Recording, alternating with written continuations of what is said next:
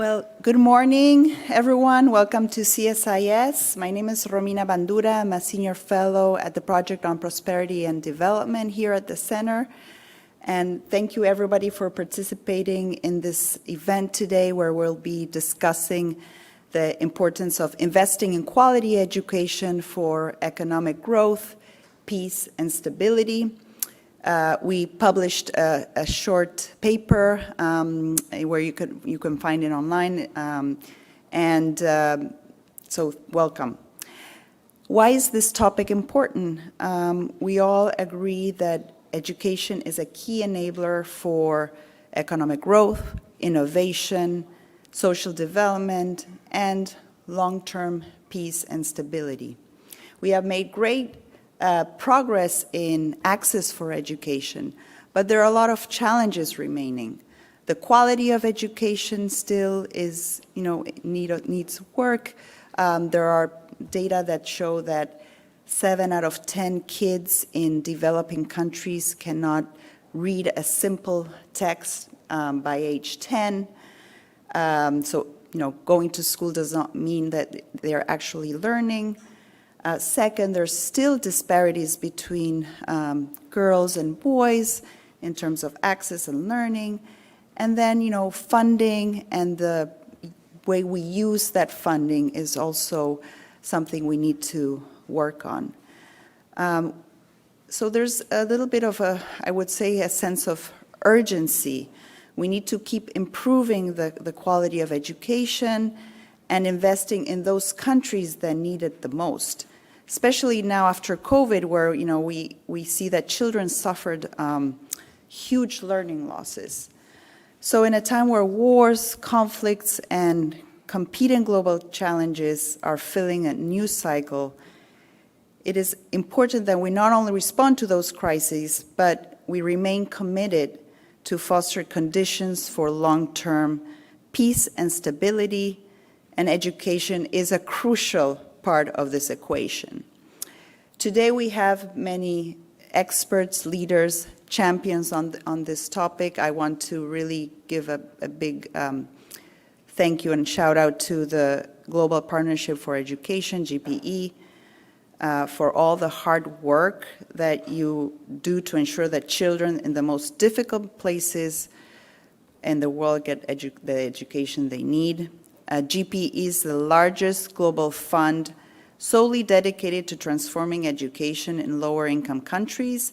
It mobilizes partnerships and invests in transforming education systems in nearly 90 lower-income countries so that every girl and boy can get the quality education and unlock their full potential. So thank you, Laura Frigenti and your team for your leadership on this issue.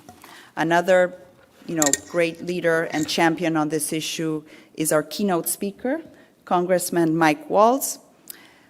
Congressman Waltz is Colonel retired in the National Guard, a combat-decorated Green Beret, former White House and Pentagon policy advisor and small business owner, author, and proud father.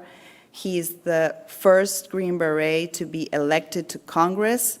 Congressman Waltz has served in the U.S. House of Representatives since 2018 and is a member of the House Armed Service Committee, House Foreign Affairs Committee, House Permanent Select Committee on Intelligence, and is the co-founder and co-chair of the Women, Peace, and Security Caucus. Congressman, welcome to CSIS.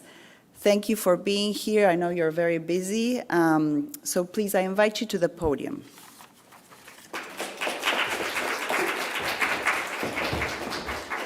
Well, good morning, and thank you for the kind introduction. Good to be back at CSIS again. I think the last time I was here was with Dr. Seth Jones, who I've known for many years, doing an interview on how we rebuild our defense industrial base. So this is obviously a completely separate topic, but what I want to talk to you about today is how those things are completely related. How educating girls abroad is absolutely linked to our national security. And that's not just a theoretical, that's not something that, that kind of a frankly, a Washington, D.C. think tank talking point. It's something I've lived and seen and experienced firsthand as a Green Beret, as you mentioned, that has served in villages and countries literally all over the world, from West Africa, in Niger and Nigeria and Senegal, across the Middle East and into the mountains of Afghanistan. I have seen, and I challenge anyone to challenge this premise, that in societies at the village level, in valleys, in urban areas, but that in societies where women thrive, whether that is in business, in civil society, in education, even in foreign militaries, where women thrive, extremism doesn't, period. They may have an extremism challenge, of course, but if you think about the countries around the world where women are in the lead, you often do not see extremists challenging that country's survival.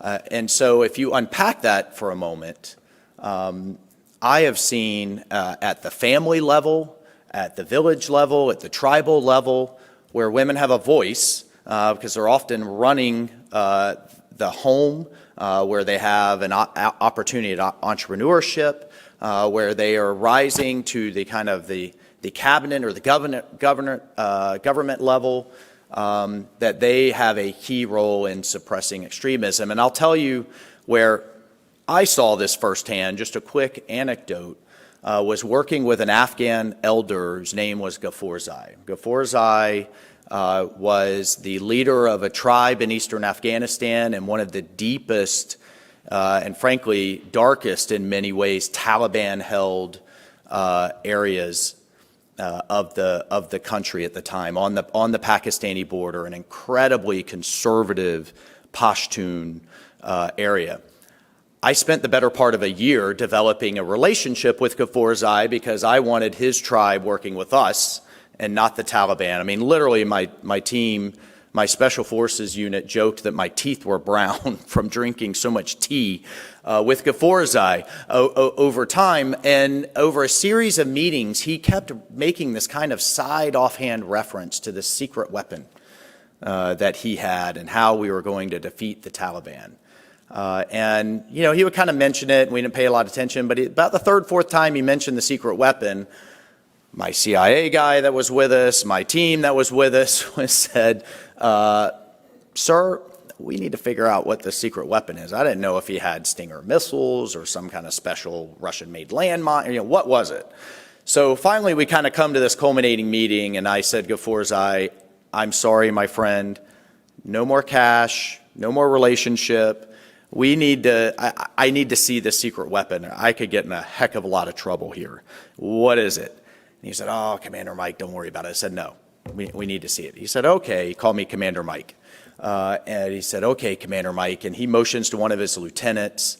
His lieutenant scurries off to the back. I hear this chit chatter. I'm looking over at my guys, like, I don't know what the heck he's going to bring out. You know what it was? They came out a few minutes later. It was his daughters, 2 daughters. And they came out completely uncovered and kind of pretty Western looking. I mean, this was an area where I'd never seen a woman outside of a burqa. And they came in, one was 17, one was 19, came in proud and stood beside him. He had been smuggling them to India. One was being educated as a doctor and one was being educated as a lawyer. And he pointed to them both. And Forsyth, by the way, was illiterate. He said, this is how we beat them. This is the secret weapon. I'll take this over a battalion of your soldiers any day because it cuts to the heart of the extremist narrative. I mean, it really embodied what Malala Yousafzai has famously said. The thing the extremists fear the most is a girl with a book, right? Because it just pulls the rug out from under the entire ideology. And so that really has, you know, inspired me to take this issue on. And just a couple of things were, what are we doing about it in Congress? Well, just to set the foundation for women, peace, and security, that was a series of principles that the UN passed in 2000. in the year 2000. And I'm proud to say that the United States was the first country amongst the signers of the WPS series of UN declarations to sign into law the Women, Peace, and Security Act in 2017, signed by then President Trump, to take those kind of broader principles and say, no, the United States is going to lead and the United States is going to do this. And we were the first country in the world to do that. The Trump administration then released the Women, Peace, and Security Strategy in 2019. And I, with my colleague, Democrat colleague Lois Frankel, formed and co-chaired the WPS caucus in the House to kind of oversee the implementation. For example, the Department of Defense now has a WPS kind of specialist on its staff. So, for example, in AFRICOM, the command that oversees our operations in Africa, we have people that are engaging African militaries about how to integrate women into their militaries, the lessons we've learned over the last 50, 60 years. And that's just one example of the many things that we are doing.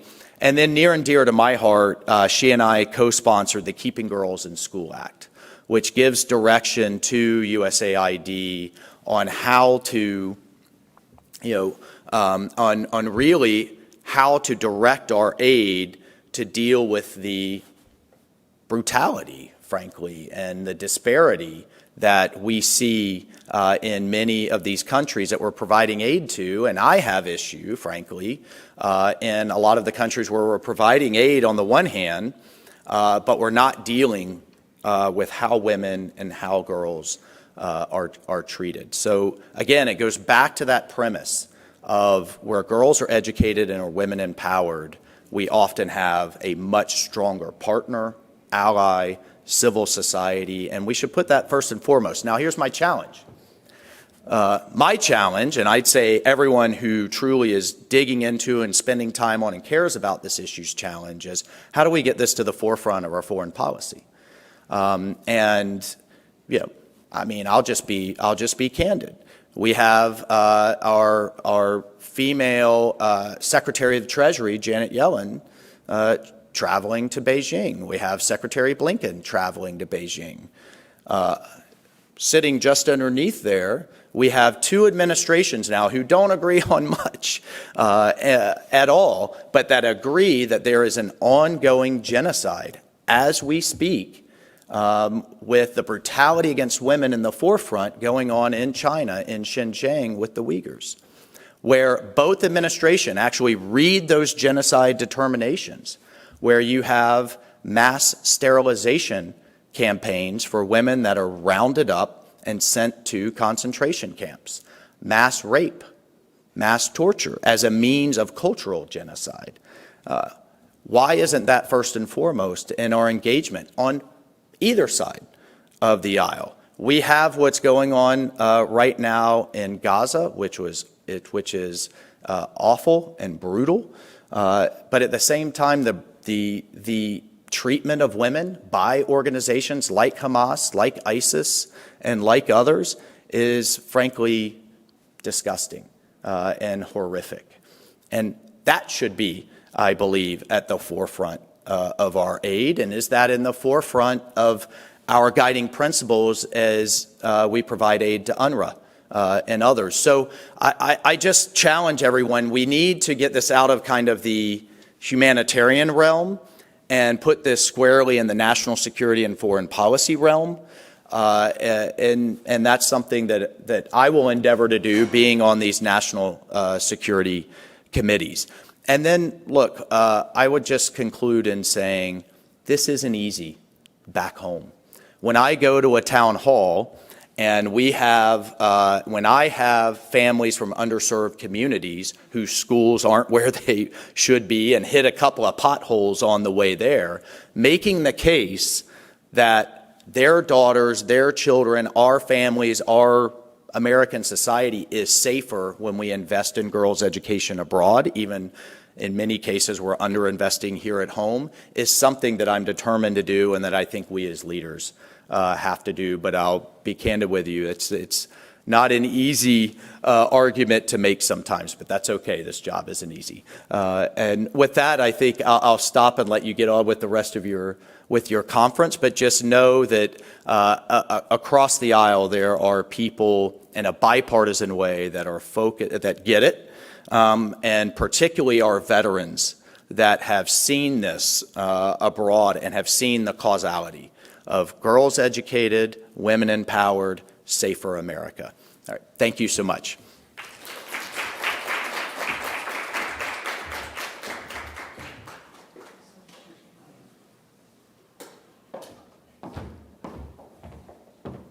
So to continue our program, we're going to have an excellent panel. We need like 5 minutes to set up the chairs, so please give us 5-minute break and we're going to resume, okay? Thank you.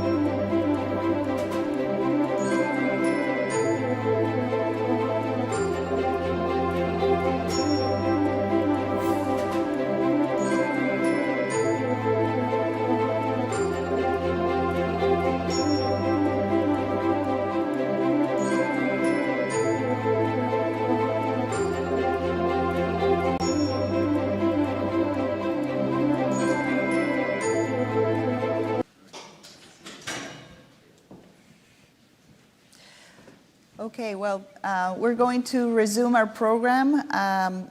Those were really inspirational words that the Congressman Walz just delivered. And now I have the pleasure to be moderating this panel of really high-level experts and champions for quality education. To my left, I have Laura Fragenti. She's the Chief Executive Officer for the Global Partnership for Education, GPE. So welcome, Laura. Minister Nezmi Manigat. He is the Minister of Education of Haiti. We have also Ambassador Don LeBerry. Ambassador LeBerry is the former U.S. Ambassador for Burundi and former USAID mission for Director for Nigeria. And finally, Ambassador Frank Mora. He's Ambassador for the Organization of American States. And so I'm pinching myself because we have, such a body of knowledge and expertise here. So let me just start, with a personal worry is that, we have all these global challenges, crises in the world, and there are many geographies that are experiencing high demographic growth, but usually it's in places that have conflicts or fragility due to maybe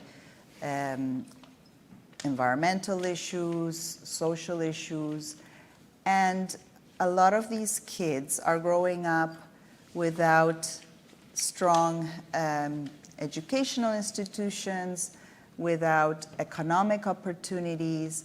And so how does, how can we address these issues? How can we link education to more stable societies, social cohesion? I think we all know that education is an enabler for socio-economic development, but how do we link education with peace and stability? And maybe I'll start with a minister who has, a very easy job.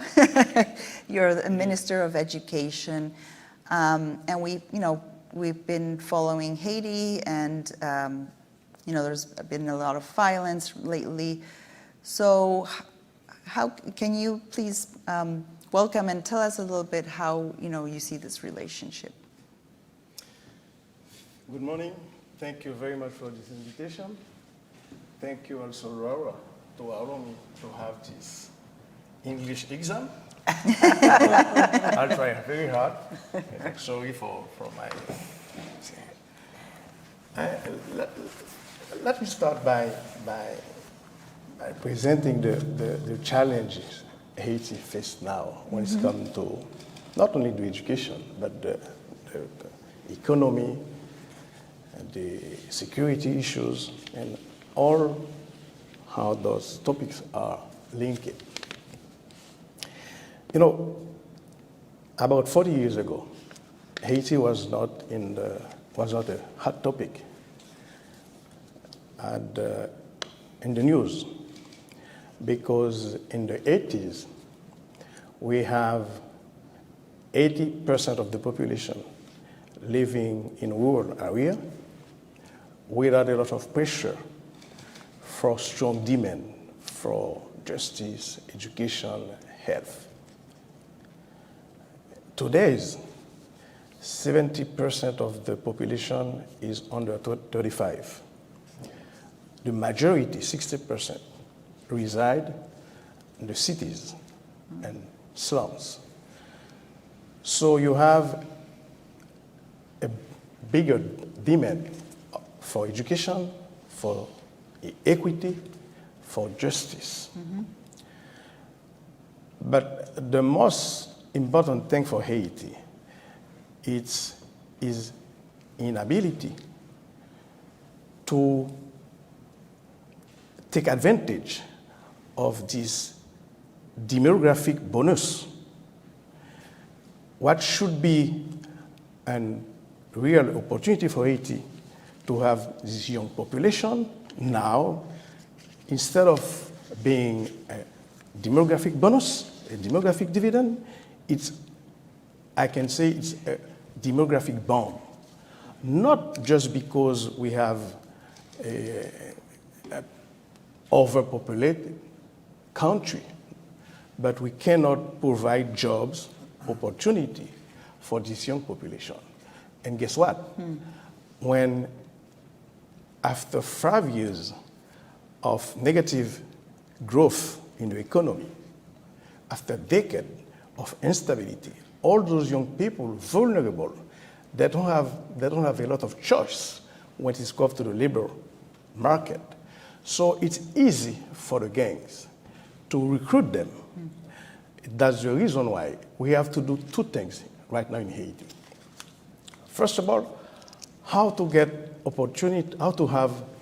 opportunity for the young people, because when it comes to education, it's not just building new schools or classroom. The most important thing is not just education, it's quality education, good education. Actually, in Haiti, less than 30%, or let's say in your way, just 70% of the students, they finish the primary schools. Less than 10%, we have 90% without possibility of student, without possibility of finishing the secondary school. So you have a big waste of human capital. If you can't invest in this young population, it's becoming a nightmare.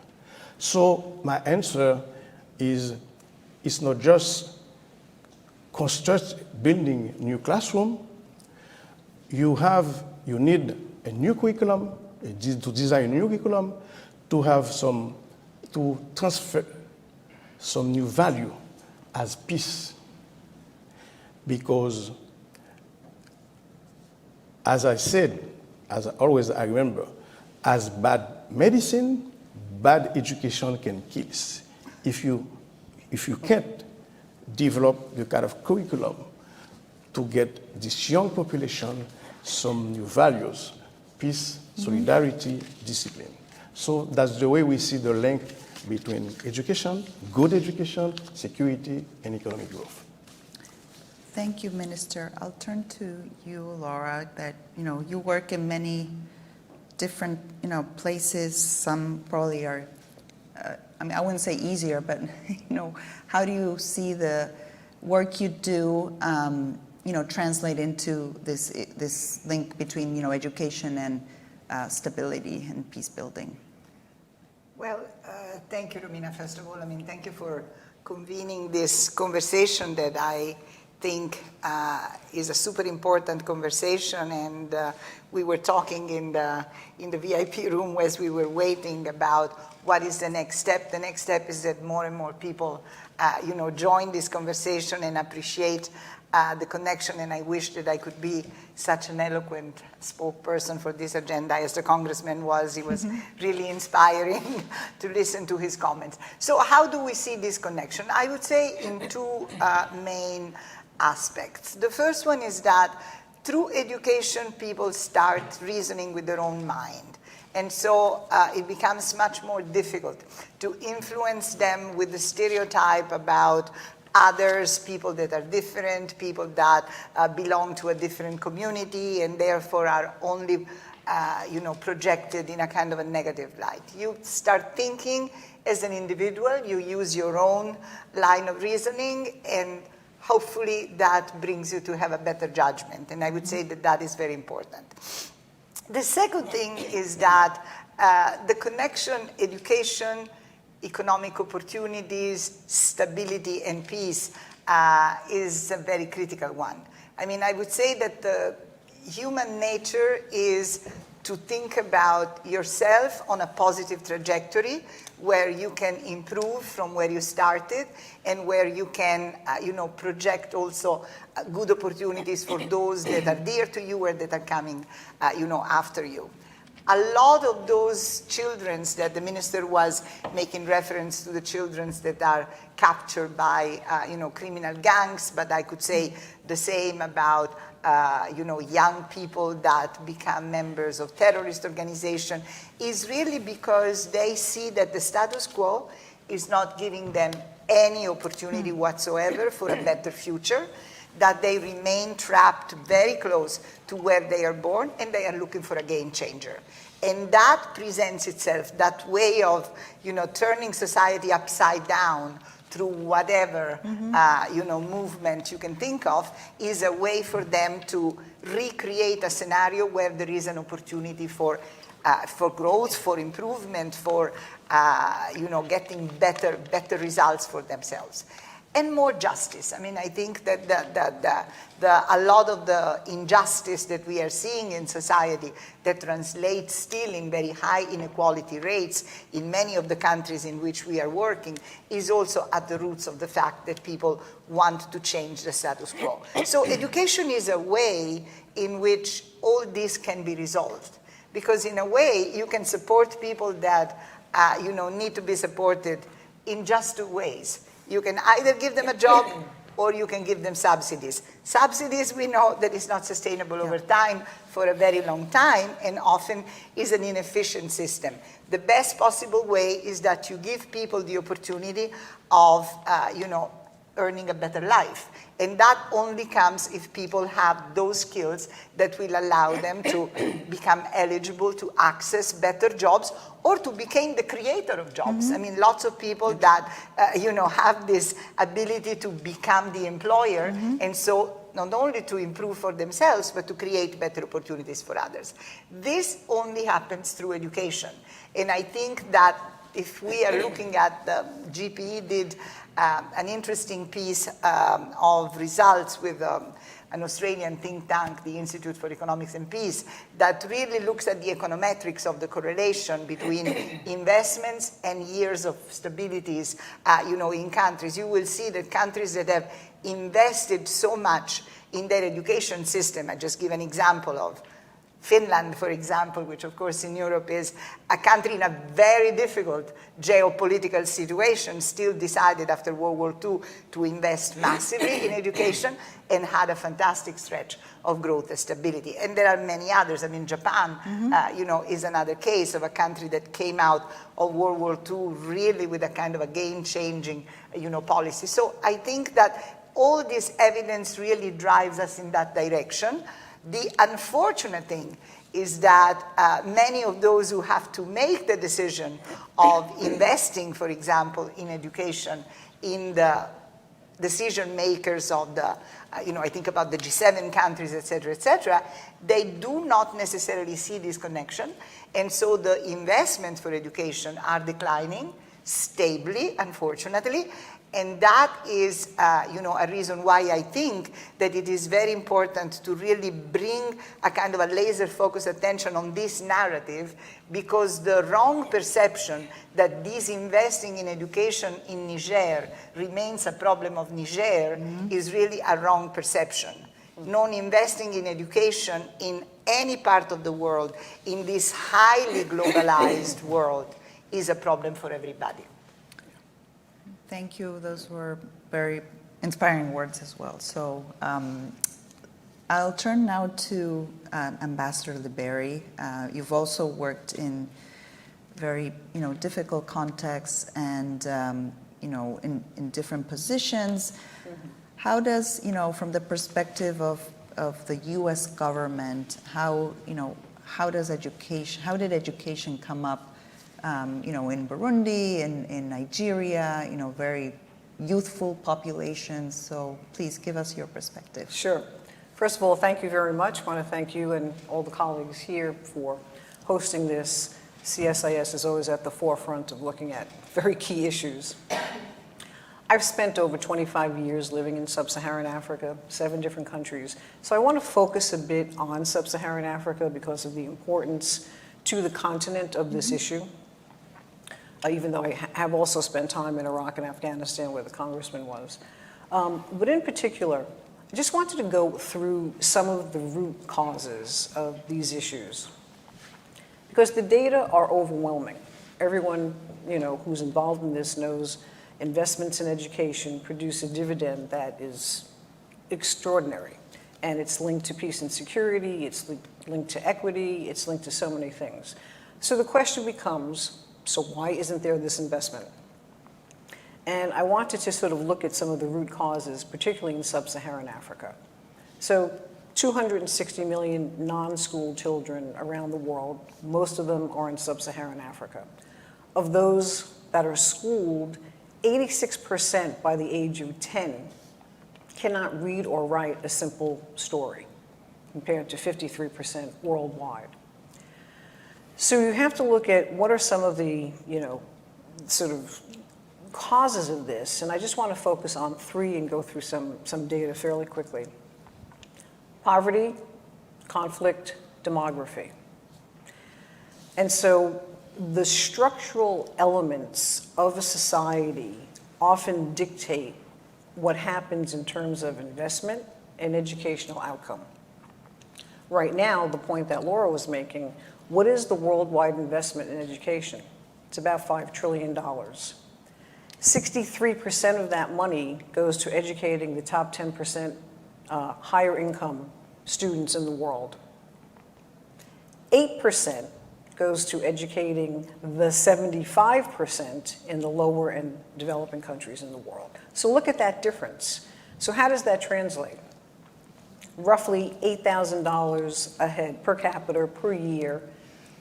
So for students in higher education and higher income countries, $50 per year in lower income countries.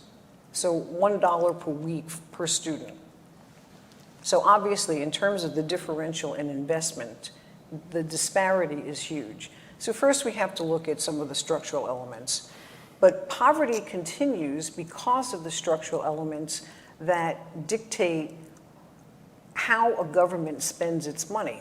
And in sub-Saharan Africa, many countries are trying to attract investment. But the problem they have is a conundrum because the investment that comes with having access to cheap labor continues to focus on investment that's low capital, low productivity, and therefore low human capital. Particularly when you have countries that have natural resources, they're agrarian, they don't have other infrastructure, lack of electricity, et cetera. So, excuse me, as you look at this, poverty becomes a key determinant of lack of access to education because it perpetuates what's called the poverty trap. It's sort of a race to the bottom. Deregulate labor, give tax incentives to investment, but only focus on that lower percentile of economic productivity. And so that perpetuates, and so therefore, countries look at this and they say, we're not going to raise taxes and change our budget and try to allocate more money toward education because the incentives are not there. And so I think we need to look structurally at what's going on. Secondly, conflict. In 2023, 44 million people in Africa were displaced, and that number is increasing daily with the issue in Sudan. 40 of the 53 countries in sub-Saharan Africa are fragile. So the issues in terms of conflict and the impact on individual countries is extraordinary. From 2020 to 2021, there were over 7,000 school closures, attacks in Mali, DRC on over 2,000 schools, 1.3 million kids affected, 30,000 teachers who can't teach. So what this does over time is continue to degrade the access to education, and the problem is the numbers of those under conflict are growing. It was 32 million just 5 years ago. Now we're up to 44 million. And if you do the calculus, if 40 of the 53 countries are fragile and in conflict zones, that number will only continue to increase, unfortunately, sometimes exponentially. So again, it's a structural issue of how does conflict impact very specifically on access to education, and then obviously the quality of education.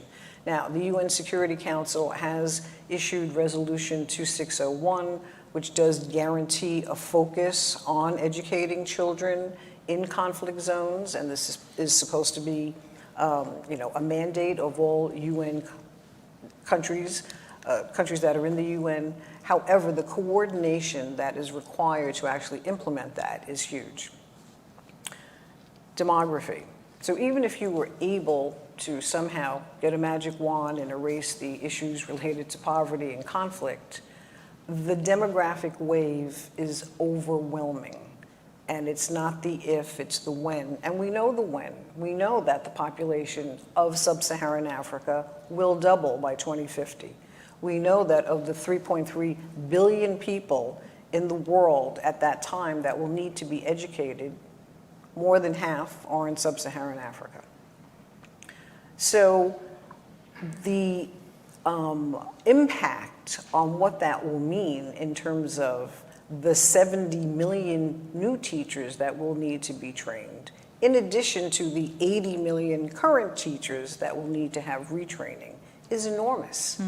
And so it goes back to the points that were made earlier, that this is not an individual country issue. This is a worldwide issue, because somehow, collectively, we have to focus on getting the resources to address this, because if we think migration and internally displaced persons right now are an issue, just wait 20 years. This will seem like Boy Scout camp in compared to the wave, the demographic wave of what will occur in the future of uneducated, unskilled, jobless people that will, be very upset with their own societies at that point, and with the world, because we know this is coming. This is, as I said, this is not an if, this is a when. So, there have been responses to this, and I just want to end on a bit of a happy note a little bit, because I know this is like gloom and doom. So this has not gone unnoticed. So this year, the African Union is focusing 2024 on the year of education, and they're taking some very specific steps. It's probably the first time that the African Union has focused very specifically on this sector. And so they're looking at financing and looking at investing specifically in teachers, promoting accountability and transparency, which is so key, and investing in curricula and obviously learning outcomes. So this will now start to put a spotlight on all of the countries and raise this to a strategic issue, which is key. The UK is also having a summit on African education. And again, that will focus not just the UK, but the G7 and G20, hopefully, on this issue, because it's being used as a major rallying point, if you will. And then various international entities have focused on ways to address this, the rapid framework, the learning assessment, the accelerator program. We don't need to go into all those details. I'm sure you're all familiar with these. But all of which is to say that there is a concerted effort and a concerted focus now, because I think everyone is realizing just how much of an issue this is. However, it's going to take continued fora like this to, sort of wave the flag and say, we cannot let this go. And so I am thankful that all of you are here, but I would say that we need to multiply everyone who's interested in this issue and get out and do a rallying cry. Thank you. Thank you, Ambassador. And I want to bring Ambassador Mora to this discussion. You are a scholar of U.S. and Latin American relations, and Latin America is in a little bit of a different trajectory than, sub-Saharan Africa. It's aging, but we still have a lot of poverty. It's one of the most violent regions in the world.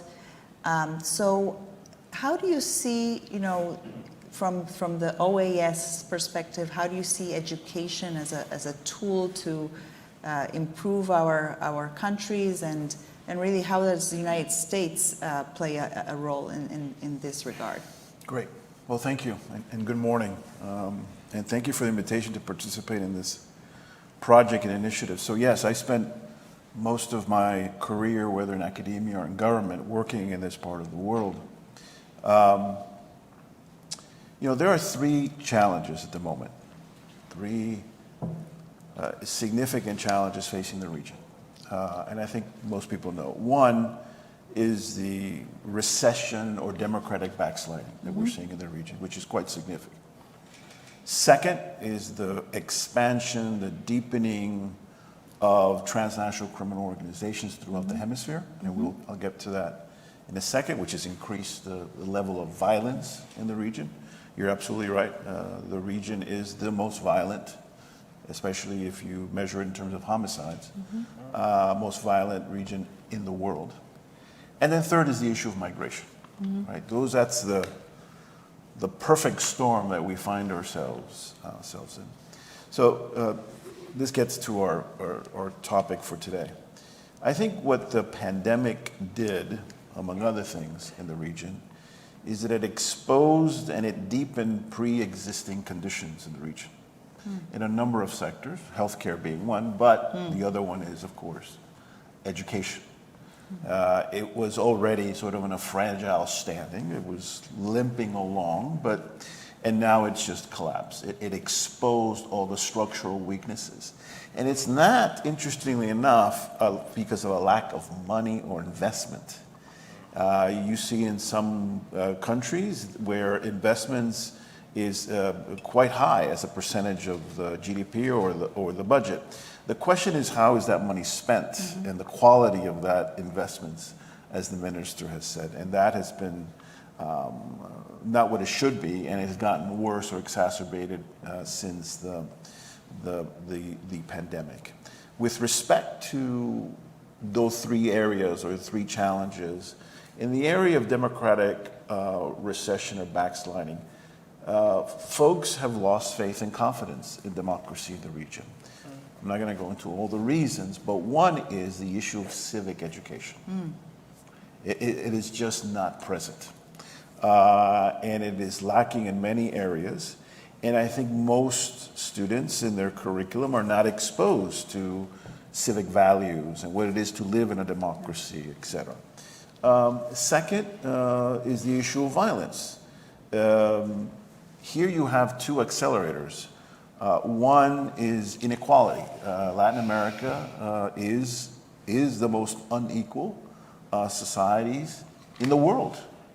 And then you have the demography challenge that the ambassador mentioned. So these two are pushing in and creating a perfect environment for criminal organizations of one another sort of recruiting, tapping into this sort of pool of students, of youth who are not in school, who are looking for anything to do, and they are captured by criminal organizations, and therefore only deepening the problem there. There is, the data is clear. I think there's universal education. This is not a question whether students know how to read or write.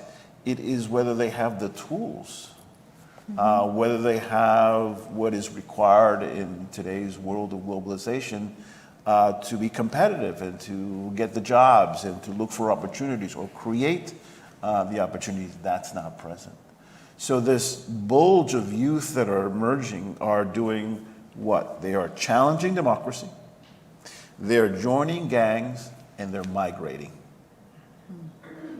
That's the perfect storm that we're seeing in the region. That is the challenge that we're facing in the region. These three factors sort of converging and being accelerated by demography, as I said, inequality, poverty you can probably throw in there too, and the lack of education.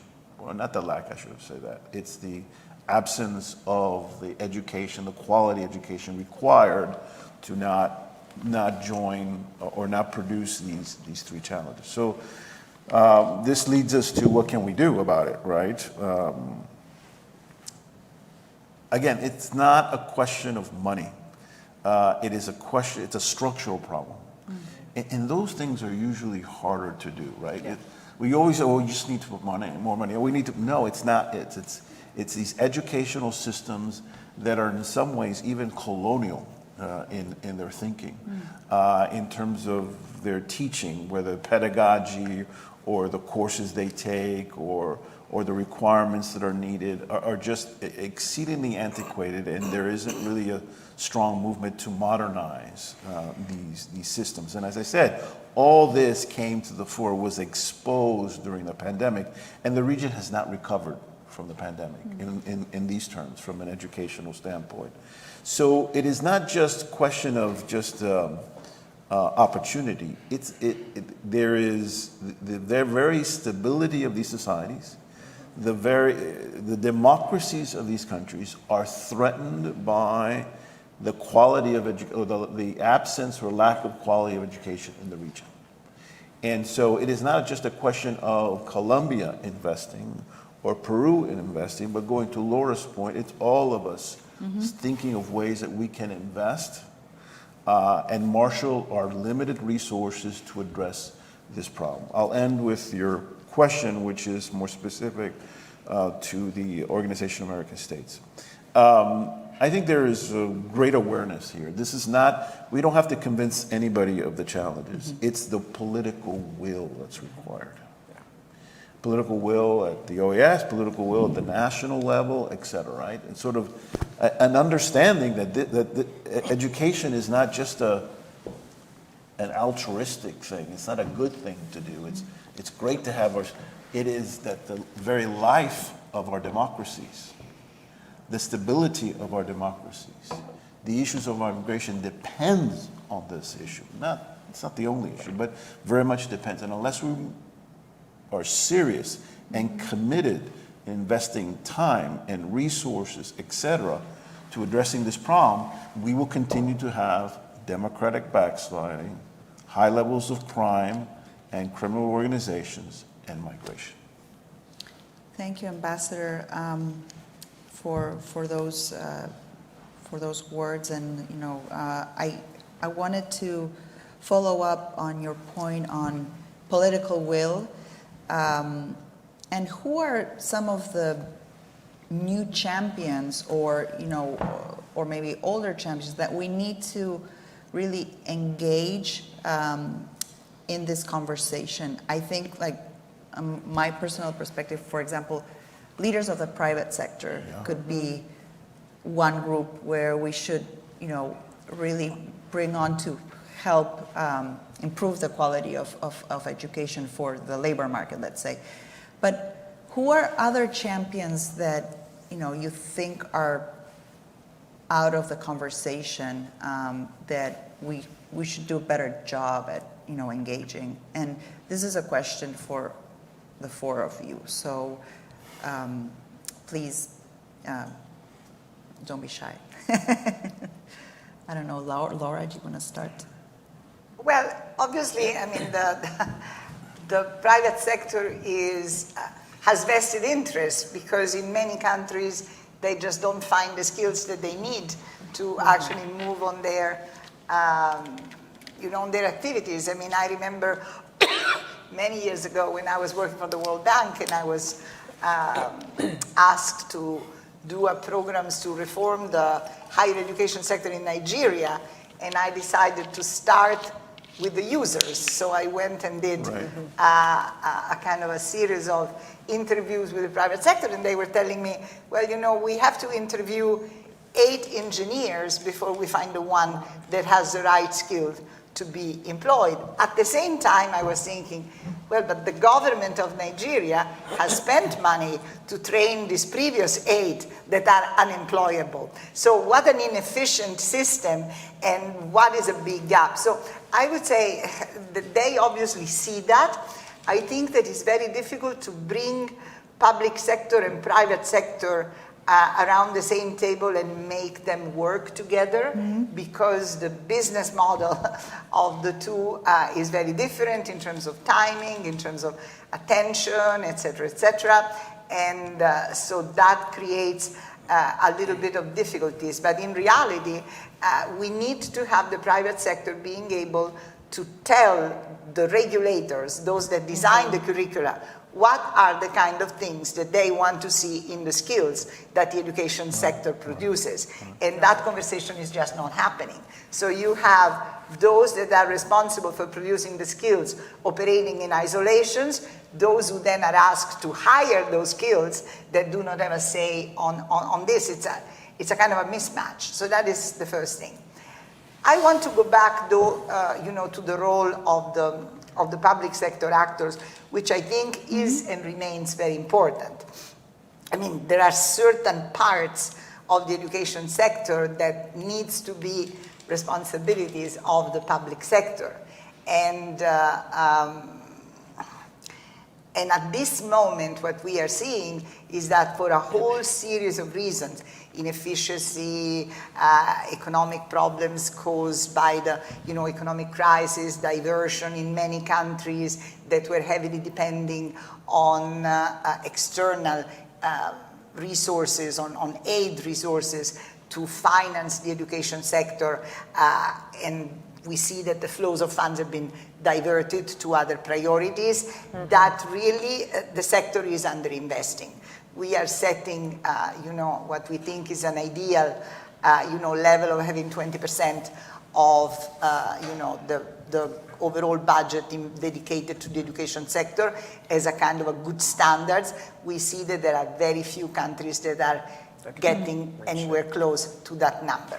So there is a role that international development has to play to be able to give the countries the resources to transform the process, because you were saying it's not an issue of money exclusively, it's an issue of what we are teaching in the classroom. And I would agree with you, but reforming curriculum and then make that reform, translate that reform into something that is implemented is an expensive proposition. So that needs to be supported. And what we are seeing is that, unfortunately, the public flows of funds are really moving away from the education sector in a way that is pretty significant. There was just 1 billion, decline just in the last year, and has been a trend that has been consistent. So that needs somehow to be addressed, because in a way you can then call the others non-traditional, investors to the table to then take part in sharing the cost of the implementation of the school. I am in all favor of, bringing more people around the table. But there needs to be an initial set of investments to make sure that the sector is transformed for the challenges that we have today. Because if they go in, their standard at this pace of movement, we are going to have a world at two speed, where we have and the ambassador, I like the numbers that you were sharing on the investment of students in G7 countries compared to, in low-income countries. I mean, we are going to have countries that produce the right skills for the technological transformation of the labor market, and countries that are going to have people that ultimately are only going to be good enough to be employed in the informal sector. That in itself is a recipe for global instabilities, because Absolutely. As the other ambassador was saying very clearly, these people are going to come and knock at your door. I mean, there is no way that they stay isolated, because they all see the gap between how they live and how people live elsewhere. And that is the pull factor. So, If I could just, sorry, did you want to? No. Please go ahead. I just wanted to add to that point, because I think it's very important. We do need to help countries focus on the demand function so that people can be trained to what the needs are out there.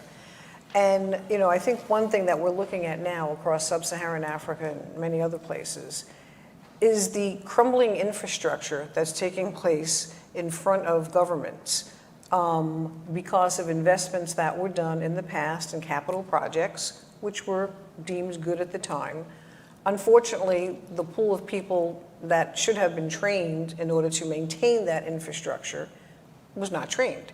And so now I think we have to start equating things in the public sector to how do we now help countries maintain large elements of capital projects that have been invested in but can no longer be continued because there aren't the engineers, there aren't the technicians, there aren't the people who can do basic tasks to, major tasks.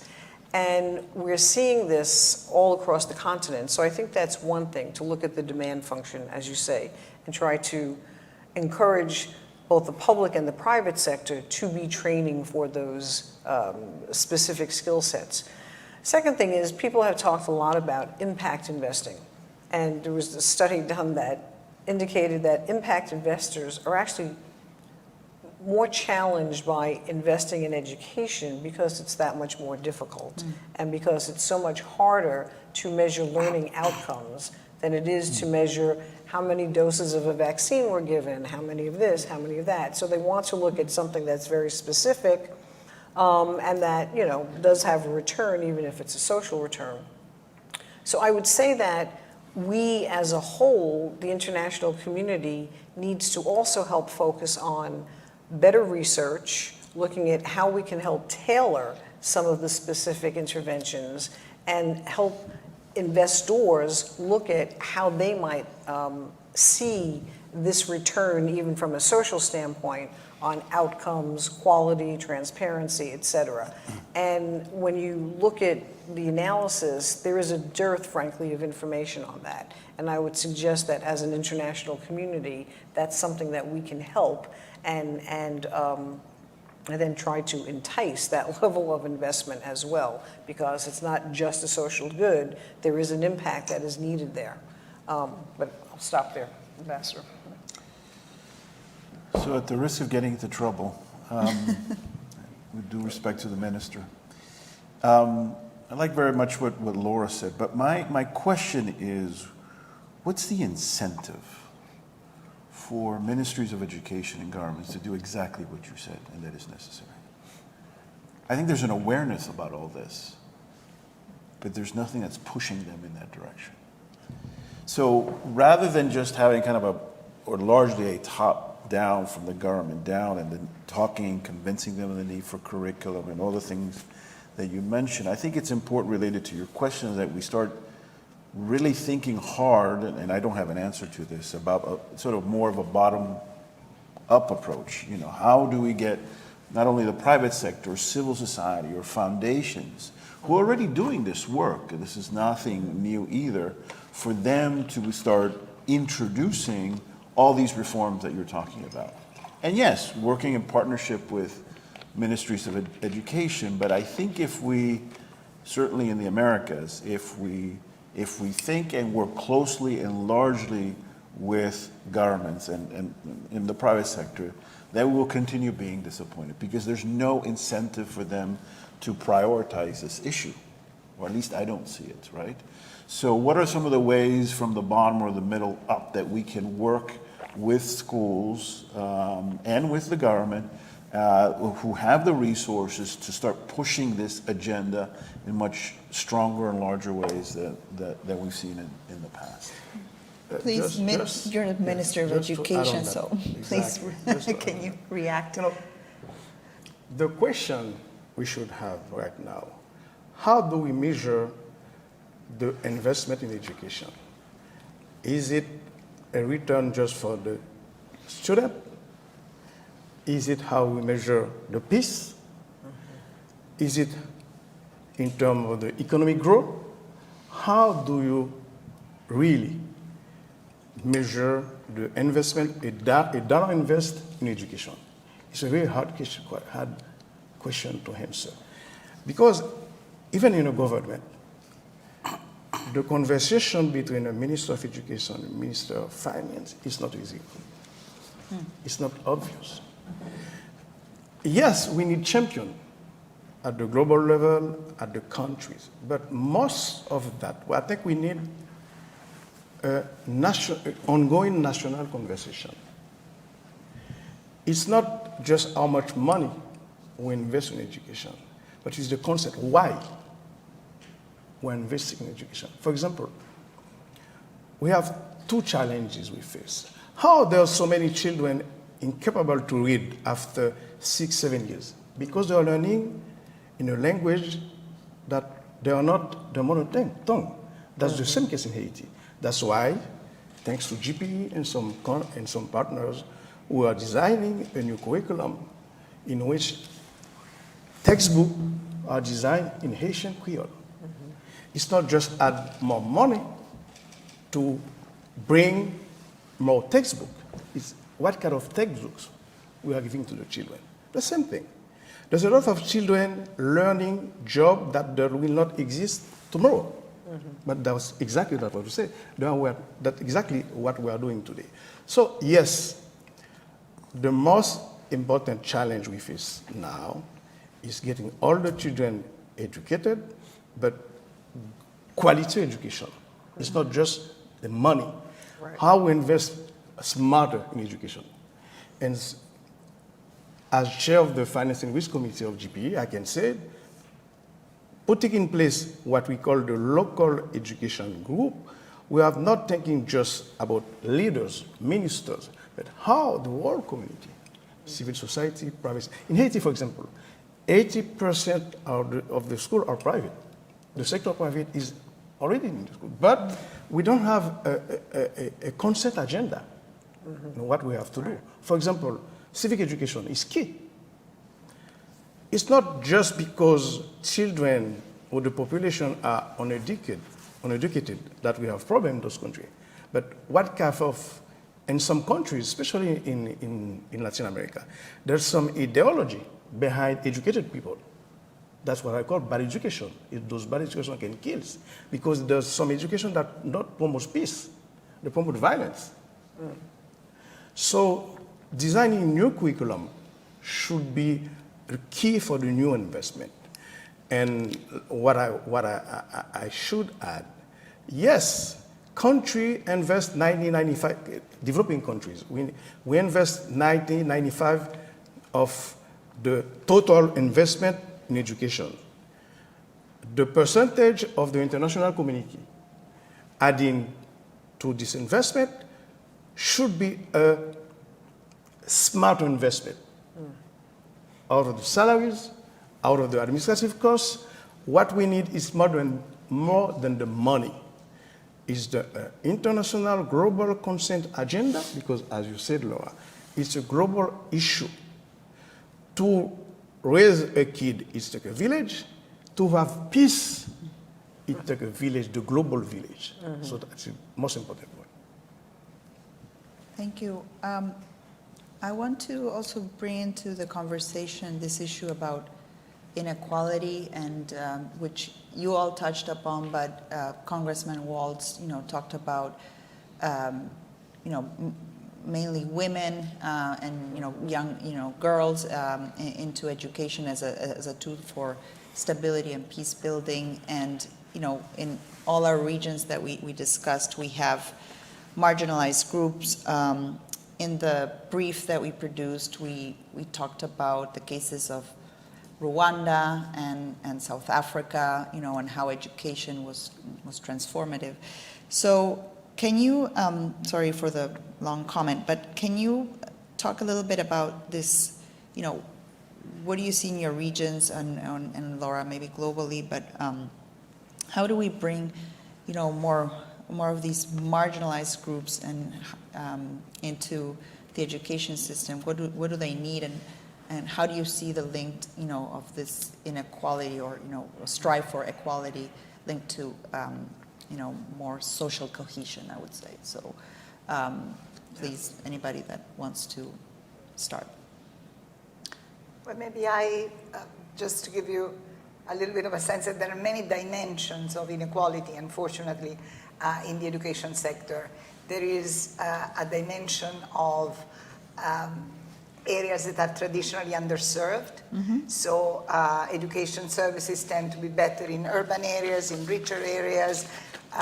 in areas where paradoxically there is competition with private schools that are already there, the public school qualities goes up, and then in rural areas, unfortunately, children are more underserved. There are other more or equally painful, dimensions of inequality that inequality in certain countries, in several countries, is related to ethnicity, is related to belonging to different groups, and that in itself, is a form of marginalization. And then, of course, there is the gender dimension that we still, I would say, in spite of the fact the international community has been, putting a lot of emphasis on the benefits of investing in girls' education, in reality, for many parents still, they attach more importance to educating their boys than to educating their girls. And that has a kind of a negative rippling effect. Now, it is also true that education has a great potential of reversing all these, forms of inequality. Because by bringing children in the same school, children from a very diverse, environment, for example, they move beyond the stereotypes that make them feel whatever is different as something that is connotated negatively. And this is one of the points that we at GPE really push very hard in our discussions with government. We take the inclusiveness of the education system very seriously, and if we see that there is any policy or any prejudice or any barrier to make sure that each and every child has the same right and the same access to whatever system is there in place. This doesn't address the quality part, it's just address the equity part, of the system, then that for us is a very big no-no. And then we really work, with government very clearly to make sure that these barriers are abolished. But education is also where, and I think about gender, it is a point that, of course, is very dear to me, that, you help children defeat the stereotypes. And so the work that we are doing in certain countries, I recently visited, El Salvador, that is one of those crime-affected, rather troubled type of countries. And the reform that they are doing in terms of removing from the textbooks and the curricula any reference to stereotyping girls as weak or negative or just in the kitchen playing with the dolls while the boys are doing all the fun stuff, etc., etc. That is, you teach them at age 6 to see things through different lenses, and that remains, we hope, the way in which then they will look at women throughout their life. That is the lasting impact of education beyond the learning. It makes citizens better citizens in a broader sense. Wonderful. Oh, no, amen to all of that. I think it was as if Laura was thinking of Latin America while she was talking, because those are exactly the challenges.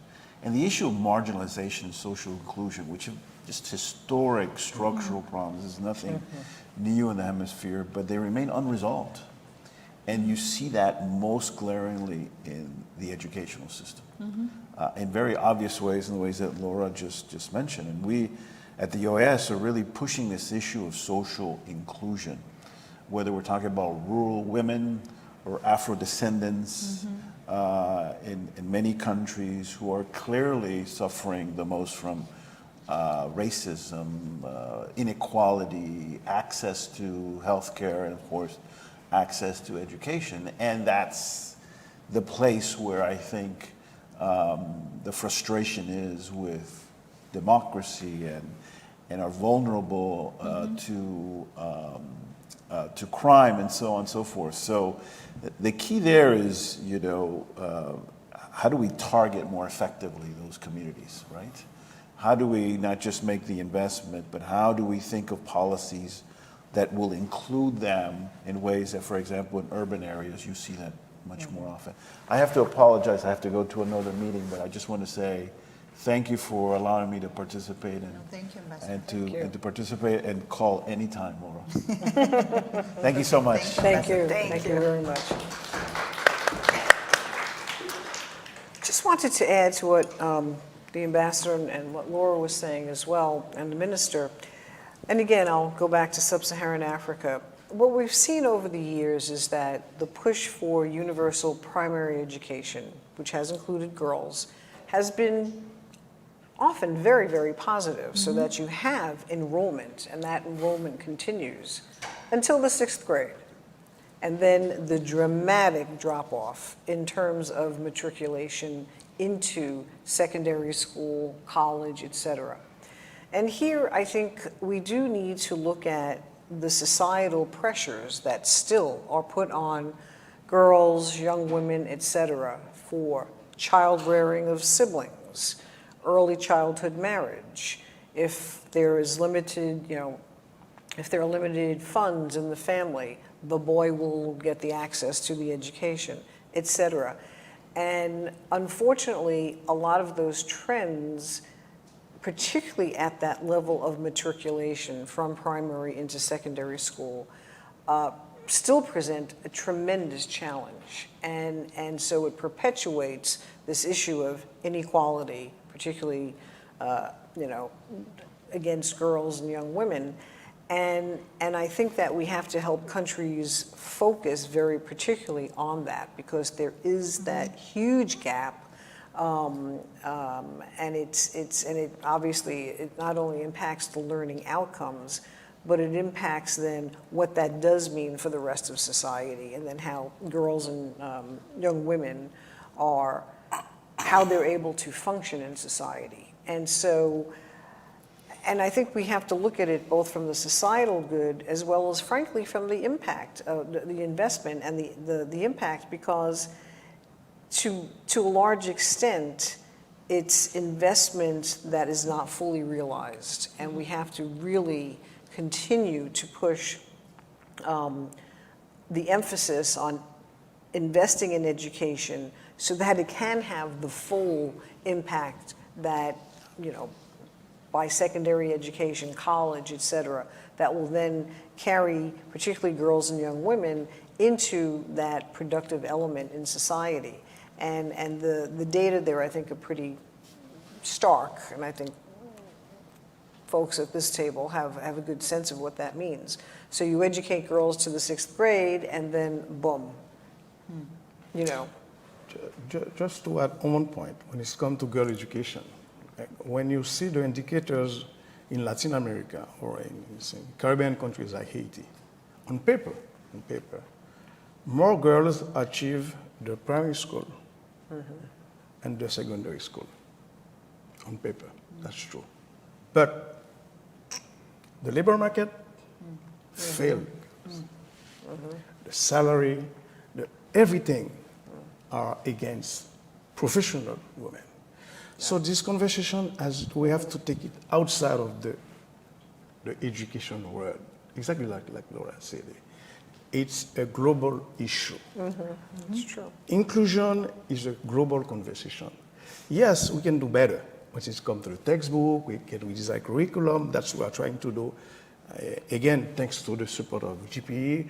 That's exactly what some countries in the Caribbean, Honduras, Nicaragua, those partner countries belonging to that are in the GPE board. That's what we are doing right now. But at the same time, there's the opportunity for those girls is very, very, very thin. It's a larger conversation. Oh, it's true. So even those who do matriculate then don't get the access to the jobs. Exactly. Yes. So I know that we've been talking about a lot of these, the education is not easy. There are many challenges, but I want to end the conversation in a more positive note. And so my question to you is, what gives you hope in your work and on this topic? And then maybe there's some questions from the audience, but that's my last question to you. Well, what gives us hope is the impact. We see that, when things are working or going in the right direction, then we see exciting news of a young generation that owns their future and that are ready to make a significant impact on the prospect for growth and stability of the society where they live. So that is what keeps us going. Minister? Well, sometimes when I feel a little bit depressed I go into a classroom and I ask the exact question to the children, and they have the answer. They have the right answer because they enjoy going to school. As I speak right now, this morning, 4,000 schools are closed in the middle of Port-au-Prince, meaning around 1 million children out of school this morning. But I know for facts that their parents and themselves are dying to get back to school. Because for some of them, or most of them, that's the only place where they are safe and they can have a meal for the day. Yes. So it's a must. We have to entertain the light of hope for those children. Thank you. And I'll just piggyback on that and add, I think that we shouldn't ever underestimate individual ingenuity and students who want to learn and who somehow do figure out a way and a path to learning. And so despite these obstacles, I have tremendous hope for the next cohort of youth who does want to get beyond this. People do want to have a better living. They do want to have a better outcome for themselves.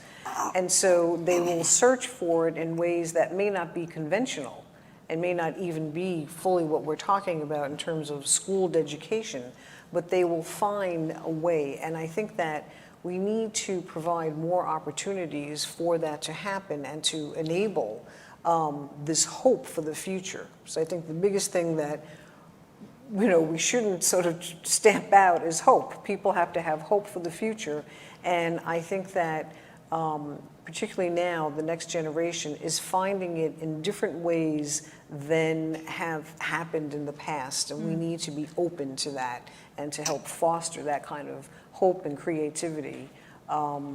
Because that is an innate thing, and I think you're right. I mean, they want to do this. So are there any questions from the audience? We have, a few minutes left. No?